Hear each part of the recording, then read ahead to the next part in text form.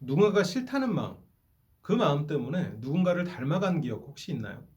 싫어하는 사람을 오히려 더 닮아가게 되는 심리는 어떤 걸까요?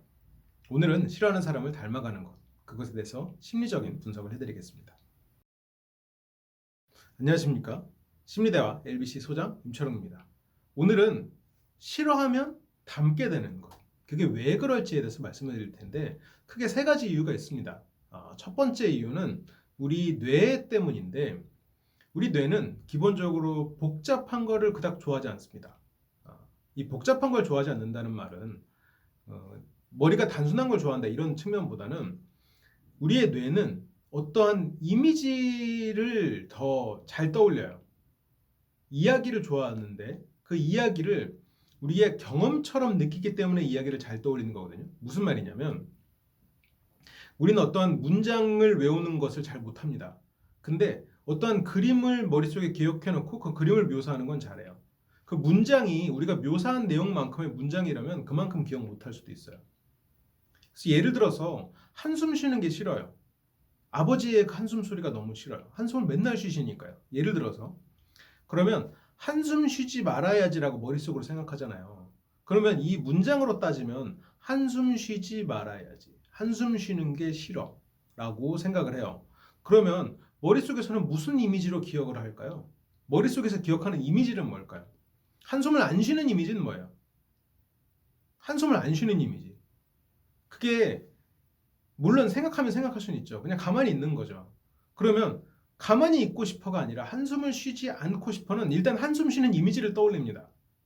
그리고 그게 아닌 것이에요. 그러면 머릿속에서 기억해야 되는 건 한숨 쉬는 것이에요. 한숨 쉬는 것을 기억해요. 그러면 한숨 쉬는 것을 기억하고 이건 아니야라고 이제 조그맣게 써 있는 건데 그건 못 봐요, 뇌는. 이미지는 한숨 쉬는 이미지가 기억이 되는 거예요. 제가 여러분들한테 핑크색 코끼리를 떠올리지 마세요라고 하면 여러분들은 지금 슬쩍 떠올리신 분들이 아마 대부분일 거예요. 우리는 뭐뭐 하지 마세요라고 해도 일단 그걸 안 하기 위해서는 그걸 떠올려야 되거든요. 그럼 머릿속으로 그거에 집중하고 있다는 얘기예요. 우리의 일상에 그게 집중된다는 얘기입니다. 그래서 나는 저 사람처럼 저런 뭐 폭력을 쓰지 말아야지, 뭐 폭언을 하지 말아야지라고 생각을 하는 동안 그 사람이 폭력 쓴 거를 머릿속에 계속 떠올리는 거예요. 그래서 그 생각이 머릿속에 가득하게 됩니다. 그럼 머릿속에 가득한 것을 우리가 행동하지 않는 게 상당히 힘들어요. 안 하려고 하겠죠. 우리의 이성은 안 하려고 하겠죠. 근데 우리도 모르게 그게 나오게 되는 거예요. 머릿속에 가득하기 때문에. 뭐뭘 안 해야지라고 생각하는 순간 그게 머릿속에 가득해요. 그래서 하지 말라면 더 하고 싶은 게 그 비슷한 거예요. 물론 똑같진 않지만.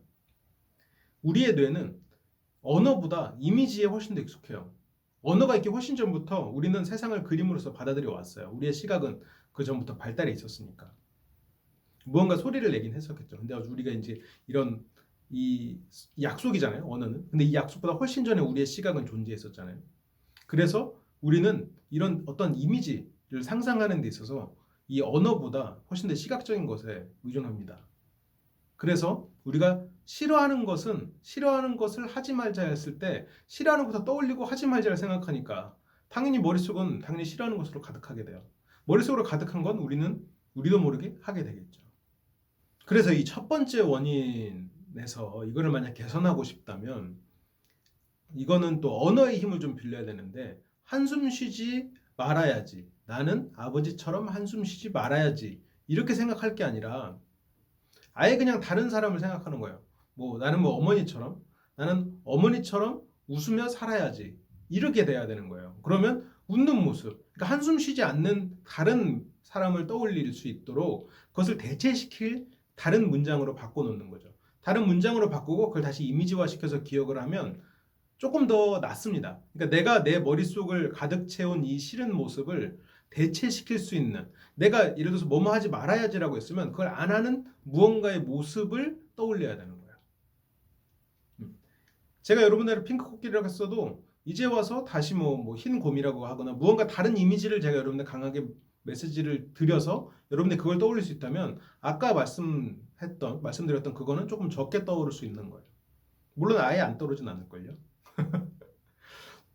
이게 이제 첫 번째 원인과 그것을 개선하는 방법이에요. 자, 두 번째는 뭐냐? 보상심리입니다. 보상심리. 내가 싫어하는 걸 겪었잖아요. 그러면 나도 모르게 내가 누군가를 겪게 하고 싶다는 생각이 무의식 쪽에 존재할 가능성이 있어요. 물론 이 확률은 굉장히 앞에서 말한 첫 번째 이유나 세 번째보다 좀 낮아요. 그런데 인간은 기본적으로 내가 겪은 것을 다른 사람도 겪게 해야 된다. 이게 일종의 공정성에 대한 욕구가 있거든요. 그래서 내가 조금 손해보더라도 다른 사람과 똑같이 해야 이게 공정하다는 생각을 하는 것. 이게 경제학 쪽에도 이론이 있어요. 그래서 공정한 것을 추구하는, 자기의 실리보다 공정한 것을 추구하다 보니까 내가 싫어하는 것을 안 하는 게 실은 상대한테도 좋고 나한테도 좋으니까 실리를 추구하는 거잖아요. 근데 공정하지는 않다는 심리가 발동을 해버리면 그걸 이제 지속하게 되는 거죠. 이게 잘못됐다는 생각을 덮어버려요. 이런 게.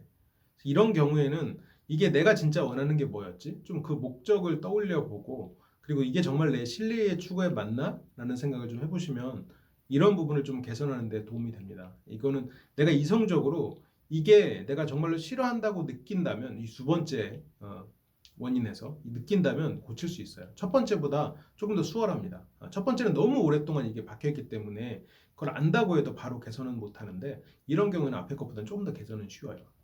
세 번째는 두 번째하고도 좀 연관이 있는데, 내 기준이 바뀌어버리는 경우예요. 그래서 이건 굉장히 슬픈 얘기지만 아버지의 폭음이 너무 싫어요. 뭐 어머니의 뭐 어떤 게 너무 싫어요. 그랬을 때 그 예를 들어서 그 폭음의 기준이 뭐 매일 밤 소주를 10병을 먹어요. 아, 그거 너무 싫어. 그런데 10병의 기준에서 난 2병을 못 미치게 먹으면 괜찮다고 느끼는 거예요. 기준이 달라지는 거예요, 남들하고. 그러다 보니까 나는 싫은 걸 안 한다고 생각하는데 어느 순간 나도 모르게 하고 있어요. 근데 나는 안 한다고 생각해요. 근데 주변 사람들은 똑같이 나한테 얘기해. 너 이미 하고 있다라고.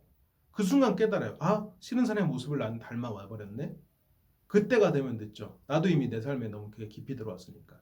제가 하나의 술로 예를 들었지만 내 기준이 평범한 사람들과 달라져 버린 거예요. 너무 다른 걸 오랫동안 그 신경 쓰고 살다 보니까. 그러다 보니까 그것을 다른 사람과 관계에 있어서 그 내 기준대로 행하다 보니까 다른 사람이 나를 싫어하거나 불편하게 되고, 그제서야 피드백을 받았을 때 그제서야 이제 깨닫게 되는, 이런 경우에는 이제 이것도 당연히 노력이 필요해요. 첫 번째랑 두 번째가 좀 섞인 이유라고 볼 수도 있는데, 다른 사람이 어떻게 생각하는지를 자주 들어야 됩니다. 그리고 다른 사람의 비판이나 이런 것들을 좀 겸허히 수용할 필요가 있어요. 그래서 저 사람이 A라고 말했을 때 그건 A 아니야 라고 반박하지 말고, 아, 저 사람은 왜 A라고 말했지? 저 사람 머릿속에 뭐가 있어서 저렇게 생각했을까? 라고 저 사람의 생각을 들여다보려고 애쓰는 것. 남의 눈치를 보고 살라는 게 아니라 그 사람의 생각을 예측해 볼 수 있는, 내가 그 사람이 돼서 그 사람의 행동을 예측해 볼 수 있는 그 훈련을 하면 이 세 번째 원인은 좀 개선이 됩니다. 자, 오늘은 싫어하는 사람의 행동을 닮아가는 이유와 그런 경우에 이것을 어떻게 개선할 수 있을지에 대해서 말씀을 드렸어요. 이게 굉장히 남의 이야기 같지만 나도 모르게 그런 부분들이 굉장히 많더라고요. 그리고 어떤 조직에 있어서도, 제가 아까 뭐 부모님의 예를만 들었지만 조직에 있어서도 이런 일은 많이 일어나더라고요. 내가 굉장히 싫어했던 상사인데 어느 순간 보니까 내가 그 사람처럼 행동하고 있고, 그리고 그럴 수밖에 없다라고 또 이렇게 돌려서 합리화를 하고 있고, 이제 그런 경우들이 참 많더라고요. 그래서 이런 그 악순환에 좀 벗어나서 좀 냉정하게 주변을 볼 수 있기를 바라는 마음에서 각각 세 가지로 구분하고 개선하는 방법에 대해서 말씀을 드렸어요.